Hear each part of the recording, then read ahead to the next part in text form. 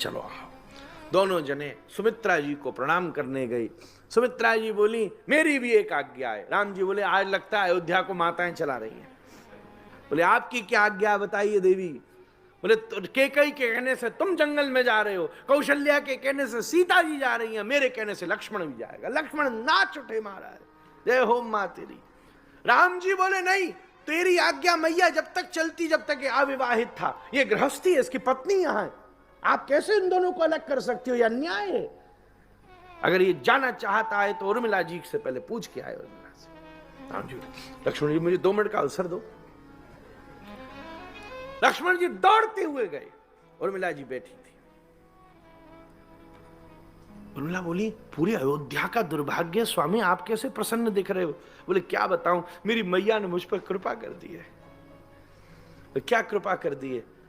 बोले मैं तुझसे पूछने आया हूं देवी, क्या ठीक रहेगा, क्या मैं राम जी के साथ वनवास के लिए जा सकता हूं, उनकी सेवा के लिए। उर्मिला जी गंभीर हो गई, एकदम आंखें लाल पड़ गई। बोले ये दिन दिखाने के लिए लाए थे मुझे यहां, आपने मुझे पहचाना नहीं, केवल विवाह किया, प्रेम नहीं किया, परिचय नहीं पाया। बोले क्यों। बोले जितने कदम राम से लेके मुझ तक आपने रखे, प्रत्येक कदम में मेरे पातिव्रत धर्म को चैलेंज किया है, उसको नष्ट और भ्रष्ट किया। बोले कैसे देवी। बोले मैं तो अपना प्रेम तब सार्थक मानती जब वहीं से चले जाते कि मैं अपनी प्रिया को जानता हूं, मेरे हित के कार्य में कभी विरोधी नहीं बन सकती। महाराज आपने कैसे कर दिया, मुझसे पूछने आ गए, आपको पता है मैं कौन हूं। जनक सुता, जनक नंदनी, मैं उस सभाओं में बैठती हूं जहां गार्गी आती हैं, जहां लोपा मुद्रा आती हैं,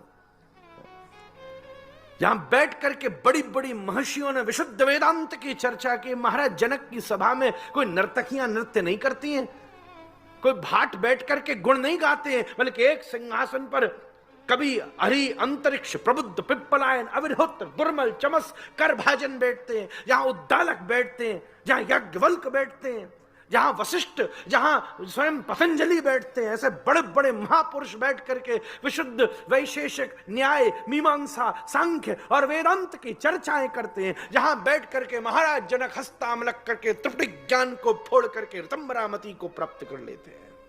मैं उनकी पुत्री हूं। बचपन से मैंने गार्गी के साथ बैठकर समाधि का अभ्यास किया है। पर हे लक्ष्मण जी, जब से तुमसे शादी हुई है तब से मेरा अभ्यास छूट गया। मेरी माता ने मुझ पर कृपा कर दी है। एक काम करो, जाते समय मेरे दरवाजे की बाहर से कुंडी लगा जाना, मैं समाधि में प्रवेश कर रही हूं। और 14 वर्ष बाद जब आना तो कुंडी खोल करके भीतर प्रवेश करके हिला देना कि उर्मिला में वापस आ गया। तुम मुझे जानते नहीं हो मैं कौन हूं। परमाराध्य गुरुदेव वर्णन करते लखनलाल जी की पूरी के पूरे अस्तित्व का एक पूरा कवच बनकर के उर्मिला चलती हैं। लक्ष्मण के चरण में कंकड़ घुसता है, कराह उर्मिला की निकल जाती है। शरीर के ऊपर कोई तीर लगता है, रक्त उर्मिला के बह जाता है। और जब लक्ष्मण जी और मेघनाथ का युद्ध होता है तो केवल लक्ष्मण और मेघनाथ का युद्ध नहीं होता, बल्कि उर्मिला और प्रमिला के सतित्व का युद्ध होता है।